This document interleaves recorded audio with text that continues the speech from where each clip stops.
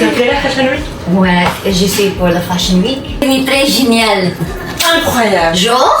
Muling pinagkakaguluhan ang pagrampa ni Heart Evangelista sa Fashion Week sa Paris, kaya naman maraming netizen ang talaga namang nag-aabang sa mga post ni Heart Evangelista sa kanyang Instagram. At marami rin ang nagulat at revelasyon nga na mahusay palang magsalita ng Frances si Heart Evangelista. Narito ang nasabing video. Ça te plaît la Fashion Week? Ouais, je suis pour la Fashion Week. C'est très génial. Incroyable! Genre? Quel est ton show préféré? Mon favorite show maintenant, Robert Wu. Allez se préparer pour Robert. J'adore. Allez hop, allez hop. Ayon sa mga fans, napaka-raw at napakaganda ng video na ibinahagi ni Heart sa kanyang Instagram. Isang caption din ang ibinigay ni Heart habang suot nga ang damit na dinesign ni Robert Woon. 3 decades of striking storytelling and a forever of fearlessness to go. Happy 10th anniversary, Robert Woon.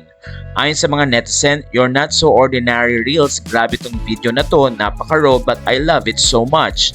Sabi pa ng isa, trending nating damit mo, Missy, kasi suot agad niya next day.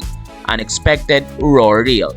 Happy 10th anniversary. Sabi pa ng isang netizen, OMG, ang galing na ni Heart mag-French.